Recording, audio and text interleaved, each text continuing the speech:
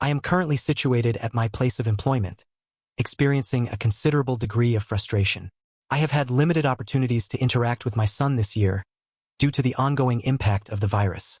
Additionally, I have recently become aware of my wife's infidelity, which has caused considerable distress.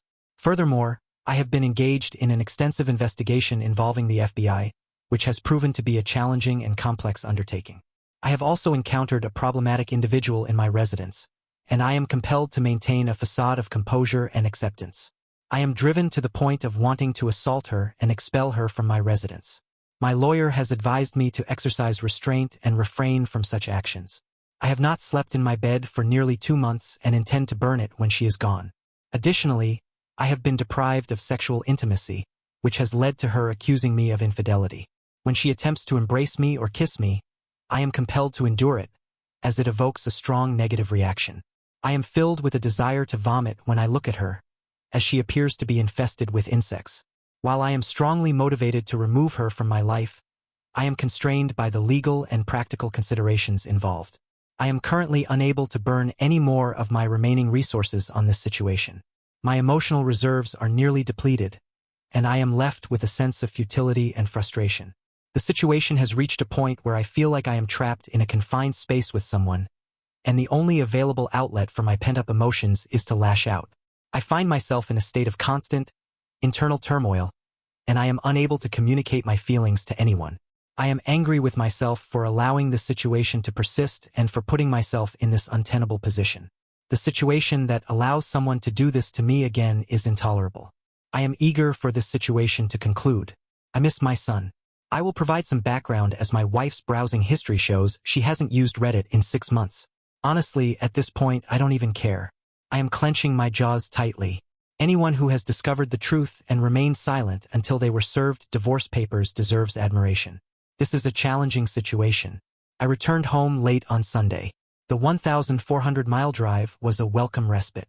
I was disinclined to engage with her, and so I retired to my chair and slept. My sleep has been fitful for 2 months, and I have lost 15 pounds. I feel unwell, but the first 8 hours I had spent alone were a welcome change. On Monday, my wife attempted to initiate intimacy, but I was unable to reciprocate. This woman's behavior has led to a discrepancy between my physical and mental states. My sexual organ is functioning in a manner that is incongruent with my emotional state. This has caused distress, resulting in a heated argument. I have expressed concern that there may be an underlying issue, given that I am 50 years old. This is a recurring phenomenon.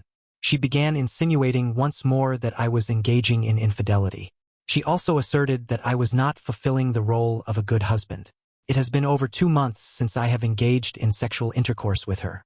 Furthermore, I have not expressed my love for her in over 2 months. This clearly indicates that I am engaging in some form of clandestine behavior.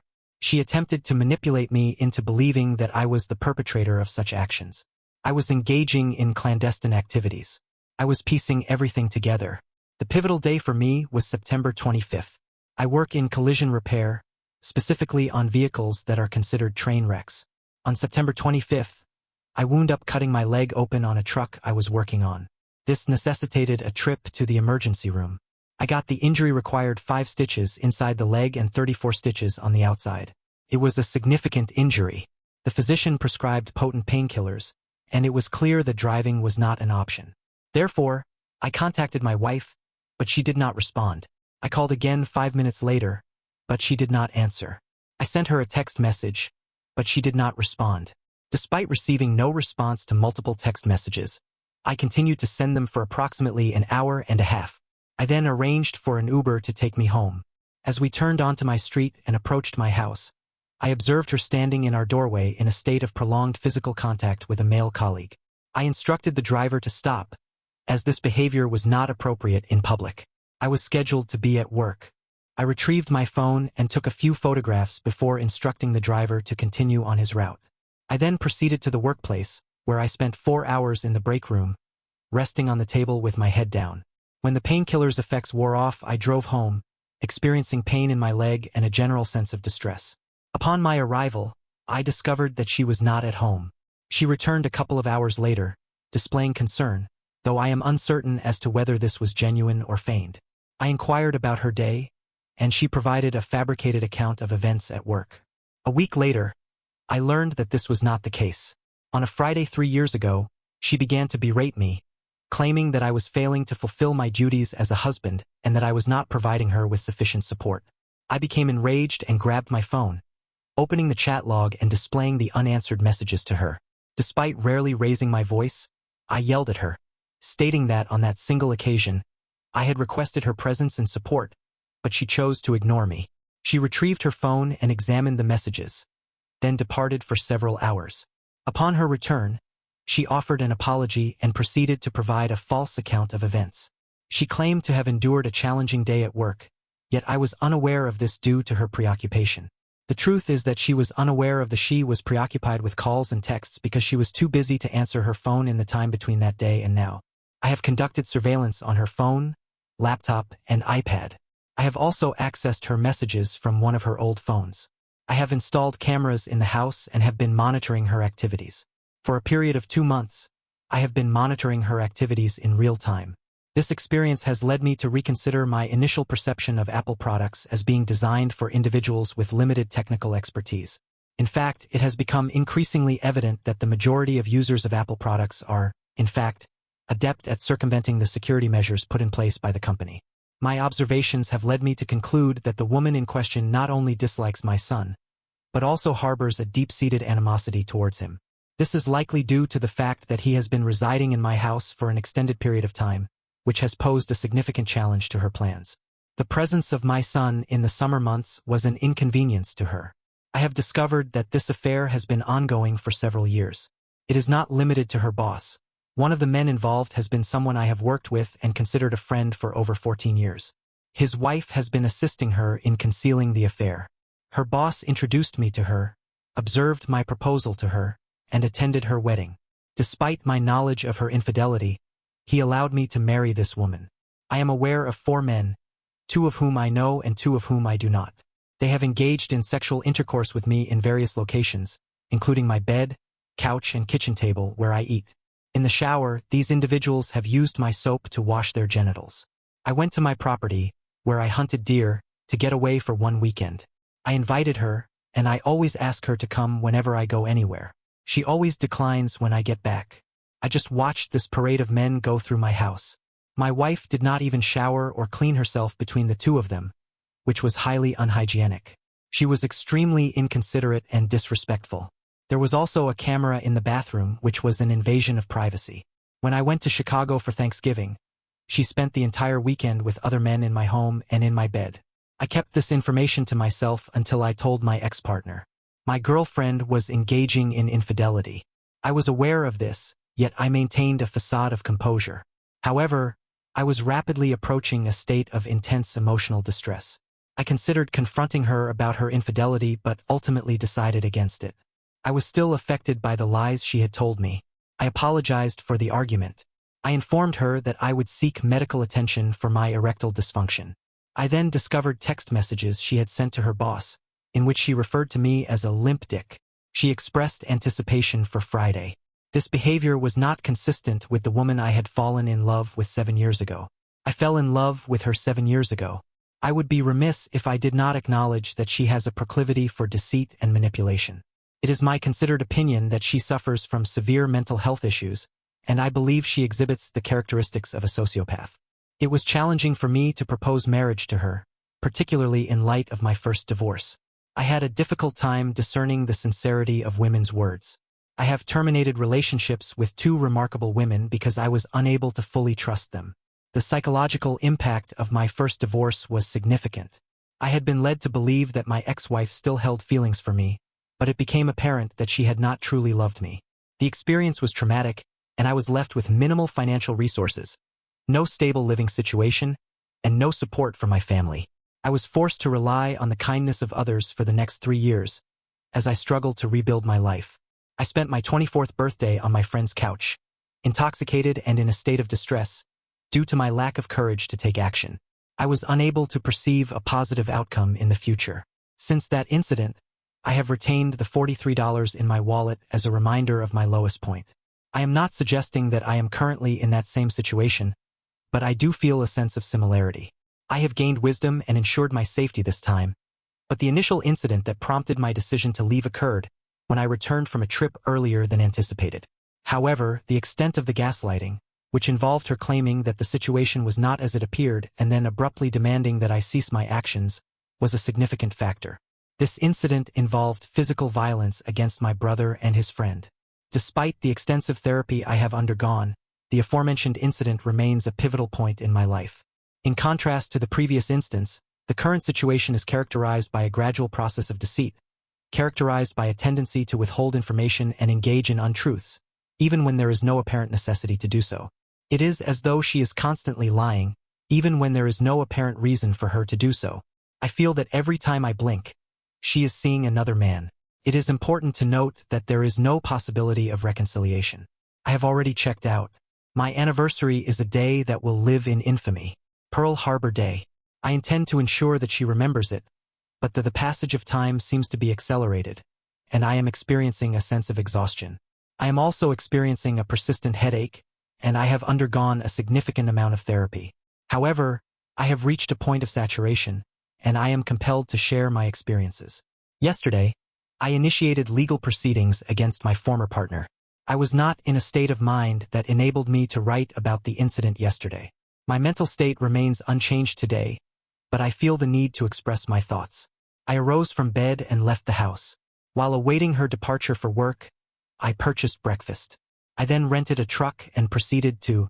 Upon returning home, I proceeded to change the locks. My friend and her husband arrived, accompanied by a friend of his. We proceeded to pack up her belongings, including the items I had gifted her for her wedding, such as a couch, dining table, and various other pieces of furniture. We then transported these items to storage, placing her clothes in garbage bags. My friend intervened, preventing me from discarding her dirty clothes with the clean ones.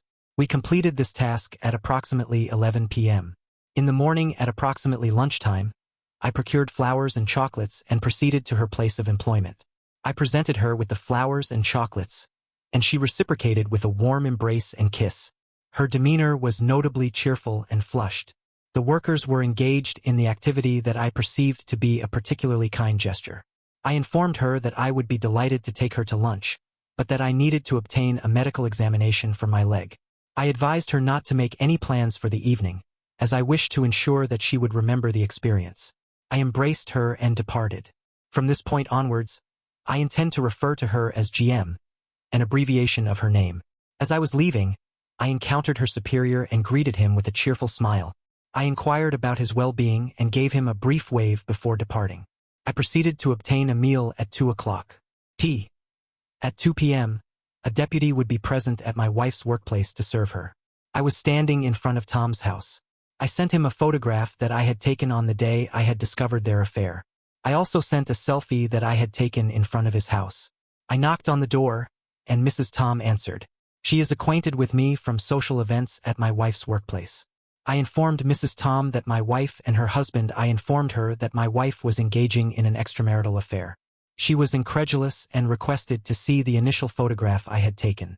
I then showed her a selfie that she and her husband had taken while my wife was performing a sexual act on him on my couch. She became enraged and physically assaulted me. I remained calm and collected while she began to sob. I then proceeded to inform her that my wife was unfaithful to me with multiple individuals. I then proceeded to check for SEDs. I provided her with my lawyer's card and my contact information. She then inquired as to why I was doing this to her. I had inflicted significant emotional distress upon her. I felt that I was the most reprehensible individual for engaging in such actions. I informed her that she had a right to know and that I felt like a complete and utter underserved for providing her with that response as I was departing. At that moment, my mobile telephone began to ring incessantly. I did not respond to any calls or text messages. I simply returned home. Upon my arrival, I altered my Facebook status to indicate that I was divorced. I then proceeded to read the text messages that my wife had sent. I was astonished by the contents of these messages. I sent her a reply, informing her that she could visit my residence at 7 p.m. Furthermore, she was not informed of the situation until 1 minute before the designated time to retrieve her belongings.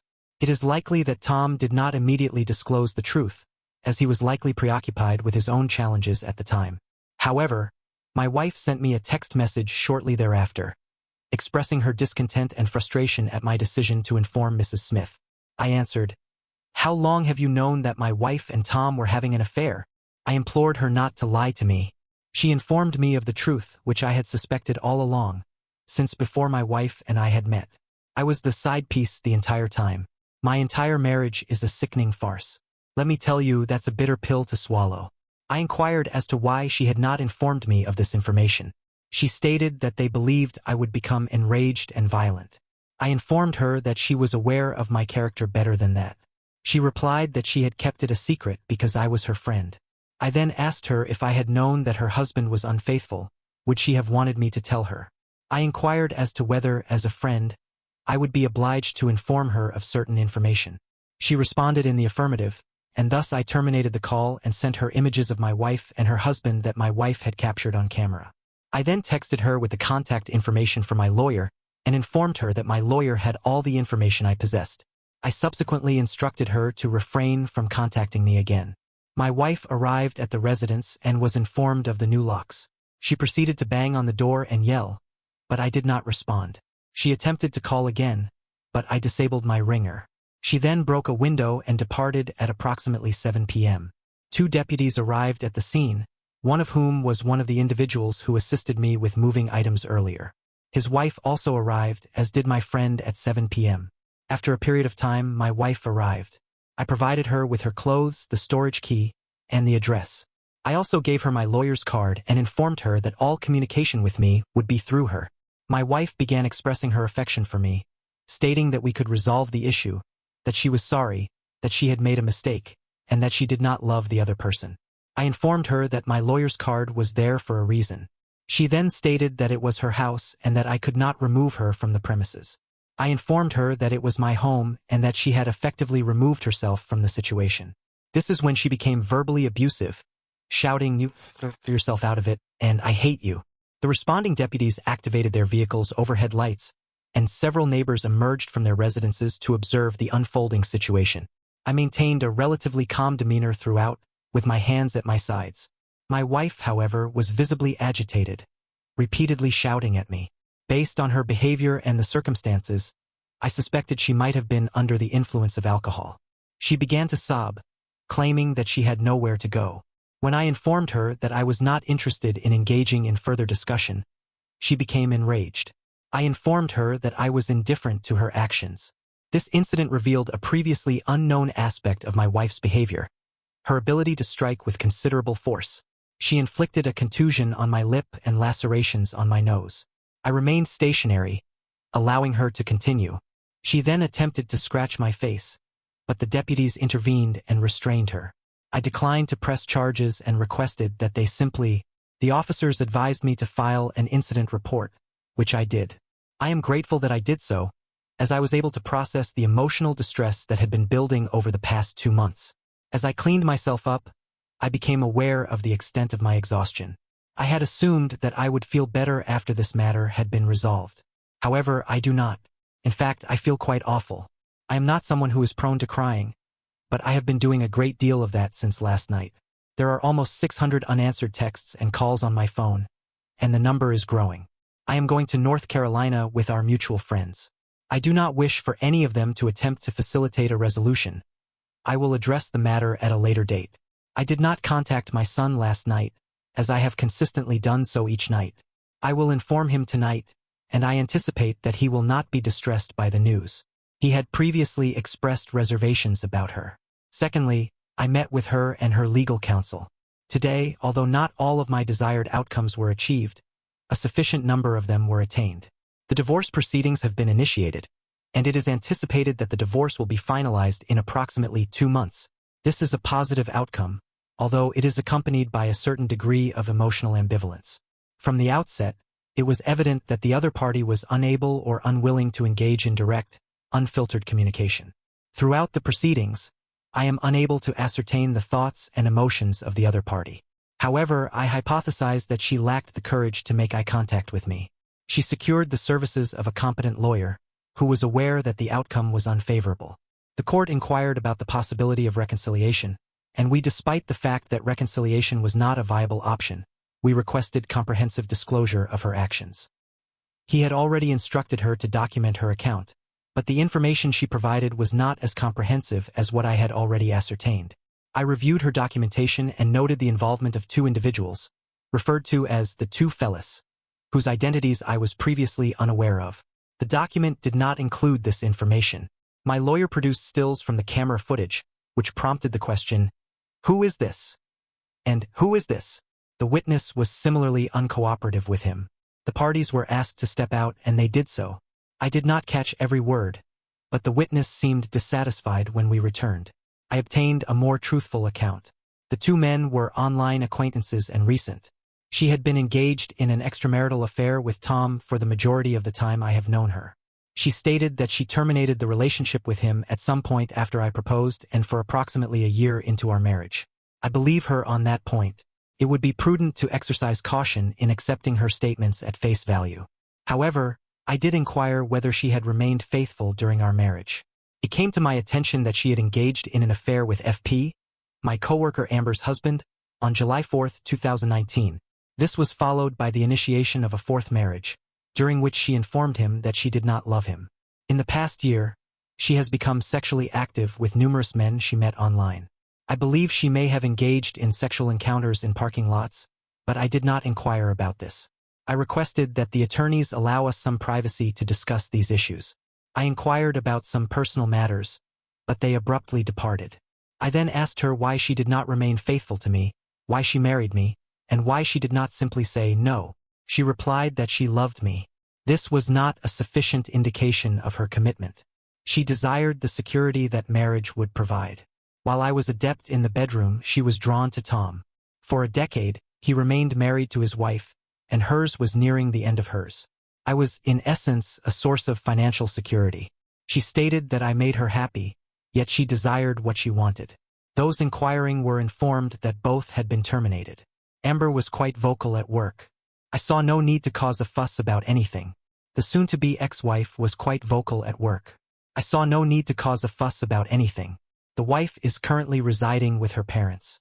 I am unaware of the circumstances surrounding Tom and Mrs. Tom. I was informed that this was not a topic for discussion. I believe that he is attempting to maintain the marriage. If he persists in this course of action, I may be compelled to take physical action against him. I inquired as to whether there were any other details I should be aware of. She informed me that she had undergone an abortion several years ago due to uncertainty regarding the identity of the father. This was a particularly hurtful revelation. At the outset, we attempted to conceive a child. However, we ultimately opted for a cessation of efforts and an embrace of sexual pleasure. I would have been delighted to have another child, perhaps a daughter, whom I could lavish with affection. My wife and I engaged in unprotected sexual intercourse on a near-daily basis, increasing the likelihood that this child was mine. This realization prompted me to abruptly depart from the situation. It is sufficient to evoke a sense of relief that this did not come to pass. I am of the opinion that she is responsible for the death of my child. For those who have engaged in boxing, there is a point at which the blows continue to land, yet they are not felt. The damage is being done, but it does not hurt as much as the initial punches. It is as though one becomes numb to them. I contacted the lawyers again and informed them that I was withdrawing my demand for alimony. Plan B is that I have taken my demand for alimony off the table. I desire a divorce agreement that is uncontested and signed. This is the most expedient method. Condition 2, which pertains to reconciliation, stipulates that she must rectify her actions with regard to the other men. This is an implausible scenario, yet it is not worth expending effort on a futile pursuit. The abortion has caused me considerable distress. I do not wish to be reminded of this woman on a monthly basis, even in the form of a paycheck. Therefore, at 5, the subject is 43 years of age. Approximately 2 months later, she signed the necessary documentation, thereby making the agreement official. I retained ownership of my residence, retirement funds, and other property, and neither of us will be paying alimony. She will receive $70 and $3,333. The sum of $000 from our savings is to be deducted from her share of the assets. She is to refrain from contacting me henceforth. This agreement is to be considered final and irrevocable. I am not concerned with her future actions or well-being. I do not seek to intervene in her personal decisions. However, I do hope she will seek professional counseling. I am no longer invested in this matter. I do not feel as though a burden has been lifted from my shoulders. I have consumed a sandwich, but its flavor has not dissipated. For 3 months, I have had no cause for joy, and I am still without it now. I do not foresee any positive developments in my future. The idea of abortion has been on my mind since I have previously articulated my belief that this issue will persist for an extended period. I am uncertain about my immediate and long-term prospects. It is possible that I will experience a sense of catharsis once this matter has reached a conclusion. Currently, I am seeking solitude and a period of uninterrupted reflection. I am reflecting on my entire life and cannot identify any instances where I have acted correctly. Instead, I perceive only instances where I have erred. I am aware that this is an unfortunate perspective, but it is the one that I currently hold. I can only say that I am grateful to have retained my belongings, but I am resolved not to engage in such a situation again.